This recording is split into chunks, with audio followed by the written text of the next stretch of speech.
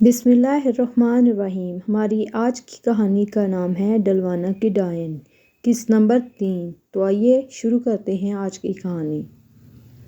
ہمیں خطرہ تھا کہ کسی بھی لمحے شیرنی ہم پر حملہ کر سکتی ہے۔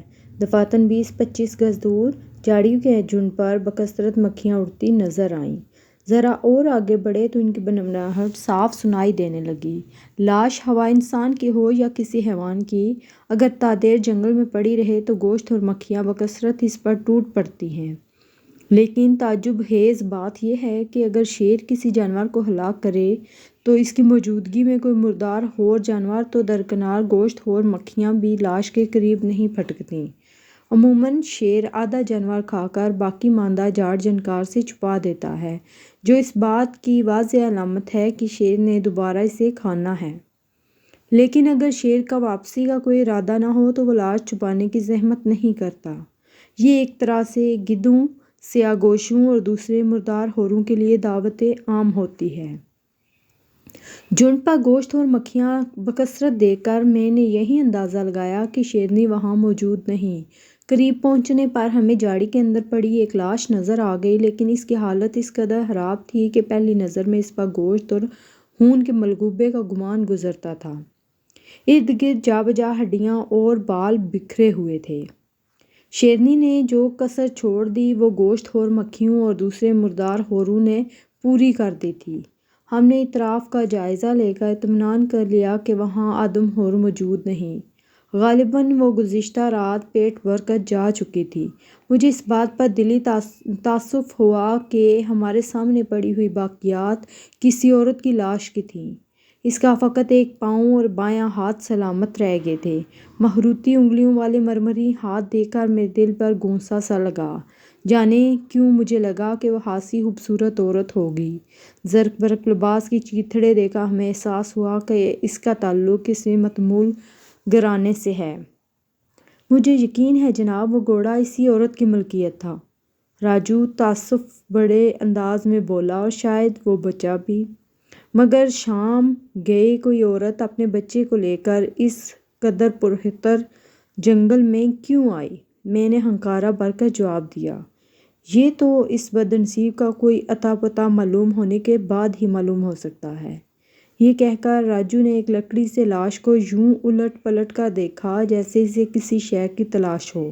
بالآخر لاش کے نیچے سے سونے کا جڑاؤ تعویذ نکل آیا، جس کی پشت پر کامنی کندہ تھا۔ میں نے تعویذ رومال میں لپیٹ کر تھیلے میں رکھا اور راجو کے ہمراہ واپس مندر آ گیا۔ آس پاس کا بغور جائزہ لینے کے بعد ہم پر یہ انکشاف ہوا کہ شیرنی نے اپنے بیشتر شکار کھنڈر کے قریب ہی ہڑپ کیے تھے۔ جھاڑیوں میں جا بجا انسانی ہڈیاں اور لباس کے بوسیدہ چیتھڑے بکھرے ہوئے تھے۔ مجھے یقین ہے یہ مندر آدم خوروں کا مستقل ٹھکانہ ہے، میں نے رائے دی۔ لیکن صاحب وہ الٹے پاؤں والے نقوش اور رات کو سنائی دینے والی چیخ، راجو جھرجھری لے کر بولا۔ اگر میں نے وہ چیخ نہ سنی ہوتی یا الٹے قدموں کے نشانات نہ دیکھے ہوتے تو شاید میں بھی اس بات پر یقین نہ کرتا۔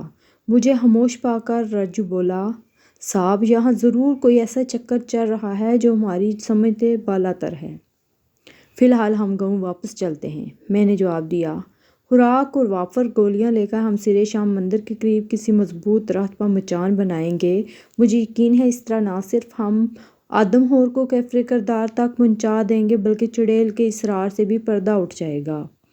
مچان کے لیے ایک تناور درخت کا انتخاب کرنے کے بعد ہم واپس گاؤں پہنچ گئے۔ نمبردار بے چینی سے ہمارا منتظر تھا۔ اس کے ساتھ ہمیں ایک آدمی نظر آیا۔ معمولی سے لباس میں ملبوس وہ شخص مجھے دیکھتے ہی میرے قدموں میں گر گیا۔ میں نے اٹھایا تو وہ میرے ہاتھوں کو بوسے دینے لگا۔ ارے یہ کیا کر رہے ہو؟ میں نے بڑی مشکل سے خود کو چھڑاتے ہوئے کہا۔ جناب یہ اس بچے کا باپ ہے جسے کل رات آپ جنگل سے نکال کر لائے تھے۔ نمبردار نے وضاحت کی۔ تمہارا بچہ کیسے گم ہوا تھا؟ میں نے اسے اپنے ساتھ چارپائی پر بٹھاتے ہوئے کہا۔ صاحب کوئی رات کے وقت اسے میری بیوی کے پہلو سے اٹھا کر لے گیا تھا، وہ گڑ گڑا کر بولا۔ بدقسمتی سے اس آدمی سے کوئی کام کی بات معلوم ہو سکی، نہ ہی گھوڑے یا عورت کے بارے میں کچھ پتہ چلا۔ اگر نمبردار اسے وہاں سے نہ بھیجتا تو شاید غریب آدمی ممنونیت کے مارے وہیں بیٹھا رہتا۔ بچے کے ساتھ ساتھ نمبردار نے گھوڑے کے مالک کا پتہ چلانے کی کوششیں بھی کی تھیں، مگر اس کا کوئی سراغ نہ ملا۔ ہم نے اسے عورت کی لاش کا بتایا تو وہ ششدر رہ گیا۔ ہمارے ساتھ جا کر لاش دیکھنے پر نمبردار نے بتایا کہ یہ اس عورت کی لاش نہیں جو چند دن پہلے غائب ہوئی تھی۔ شاید شیرنی اسے جنگل کے گھنے حصے میں لے گئی تھی جہاں تک انسانوں کی رسائی مشکل تھی۔ بہرحال ہم نے سپہر کو اپنا ساز و سامان سنبھالا اور مندر پہنچ گئے۔ راجو نے بڑی احتیاط سے مندر کے ہاتھ میں واقع درخت پر مچان باندھ دی اور ہم دونوں اندھیرا پھیلنے سے قبل اس پر برجمان ہو گئے۔ تاریکی پھیلتے ہی ہر طرف موت کا سکوت طاری ہو گیا۔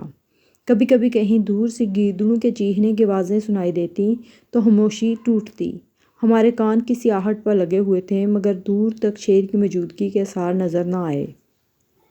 اصولاً جب شکاری مچان پر بیٹھتا ہے تو قریب ہی ادھکھائی انسانی لاش یا زندہ بچھڑے کی موجودگی ضروری ہے، اس کے بغیر شیر مچان کے نیچے نہیں آتا۔ مگر ہمارا معاملہ دوسرا تھا۔ ہم نے مچان ہی ایسی جگہ بنائی تھی جو ہمارے خیال میں شیرنی کی گزرگاہ تھی، اس لیے اسے پھانسنے کے لیے ہمیں کسی زندہ یا مردہ جاندار کی ضرورت نہ تھی۔ پھر مجھے اس پر اسرار نقوش پا کی بھی فکر لاحق تھی۔ میں پچھل پیری کی اہمیت جاننے کے لیے بھی بےتاب تھا۔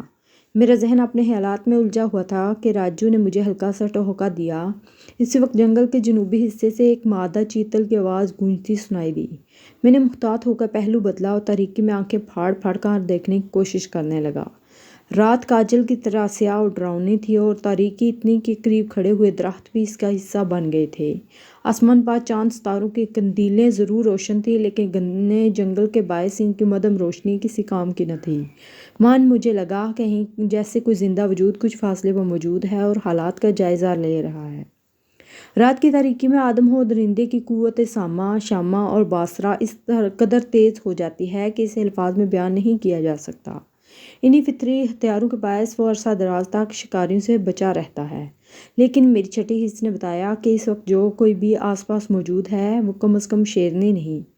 میں اچھی طرح جانتا تھا کہ شیر کی موجودگی میں ماحول میں کس قسم کی تبدیلیاں جنم لیتی ہیں۔ شاید راجو نے بھی یہ بات محسوس کر لی تھی۔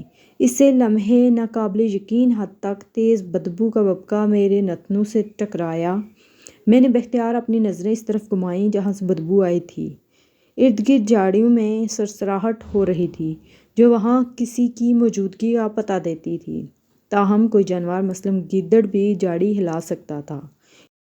اس لیے میں دم سادے بیٹھا رہا۔